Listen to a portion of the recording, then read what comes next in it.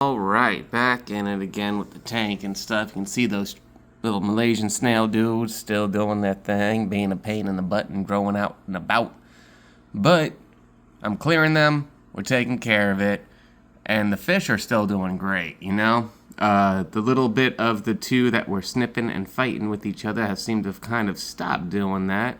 Everyone just kind of swims around each other now and everything. The one guy has a bit of some torn fins. I'm trying to let that heal and whatnot. Yeah. I feel bad for him. I think he probably got that just by getting caught in something. Those are some big, big fins for a guppy. So that is definitely a male guppy. And these guys, I don't know. They're doing some weird dances and stuff. Well, I know what's going on here, you know? It's that season. It's that time. Birds and the bees for them, you know? The babies that were in here have grown up.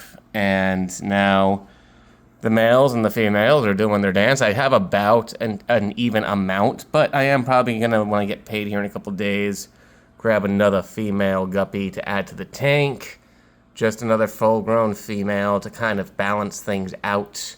I find with a lot of live bearing creatures to have sort of like a older matriarchal kind of figure in their little community group definitely helps with their crazies.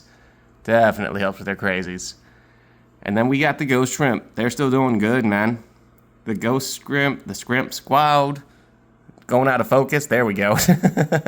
They're doing great. The shrimps and stuff that I have in this tank they have come from other tanks. This is an ongoing ghost shrimp colony for years and years and years now, these guys. And I'm very glad they're doing good. I am very good with invertebrates and bottom-dwelling fish. I've done projects with live bearers and stuff more recently and so on in the years.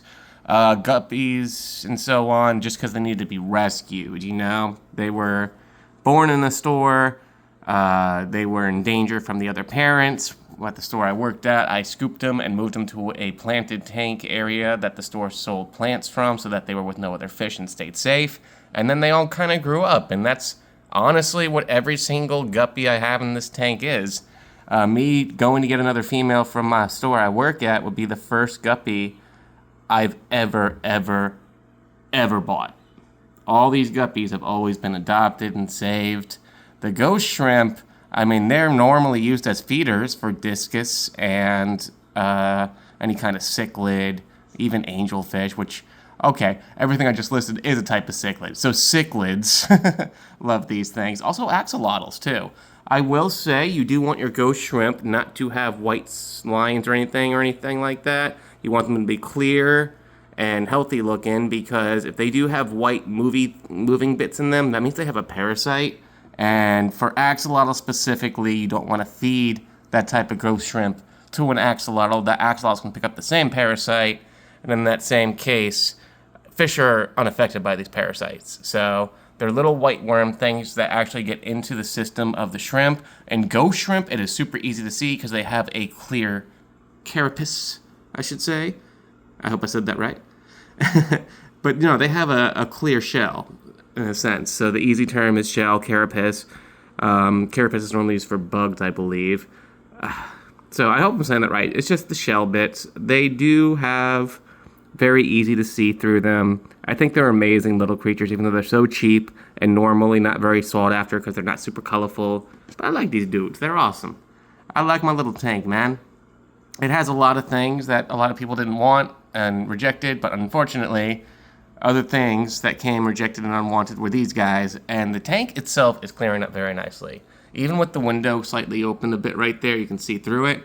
That is my special little guppy right there. I brought her in when she was not even known if she was male or female. Like they were tiny. They were tiny baby fry guppy. These little dudes. And again, tank is going good. He's been keeping up. Anacharis is growing out. These are new shoots and stuff. That's why they look so thin. A lot of the big leafy shoots and stuff, that one's right down here. That's a small piece that kind of got broken off or something like that. And then a lot of it right here is like kind of jumbled up in one spot because the bubbles over here are just kind of pushing everything up and over.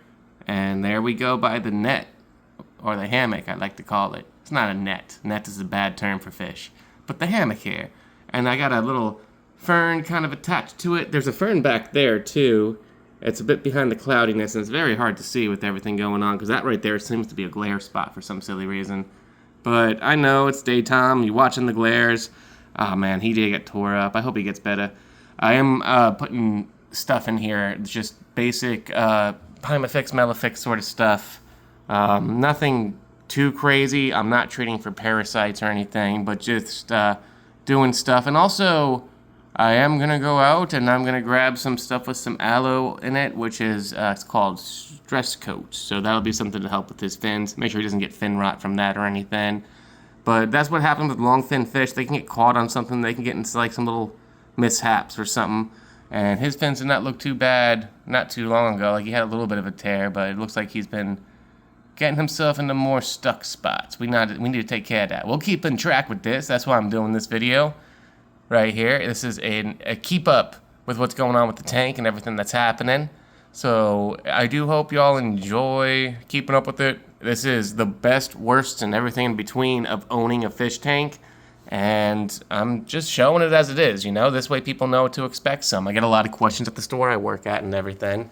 A lot of people be talking about, well, what's the easiest way to make a fish tank? How do you make a fish tank easy and do nothing with it? And I'll have to say, there's no such thing. You're always going to have to do work. You're always going to have to keep maintenance going. And there's always going to be surprises and things that you may not or may not see. Anywho, it's just working with animals. That's what it is. And it's not a bad thing. It's just something you need to be prepared for to enjoy. So fish keeping is not always the prettiest, the bestest, but it is so stinking rewarding, my dudes and dudettes, that it is just absolutely worth thinking about it. It's not for everyone, but if you think it might be something you might want to enjoy, or you think you would enjoy, then I'd say if the money's there and the opportunity arises, you get yourself a little something and see how you feel about it, you know? Anywho, peace out. Have yourselves a good one. And, well, that's it. Peace out and have a good one. Ha ha.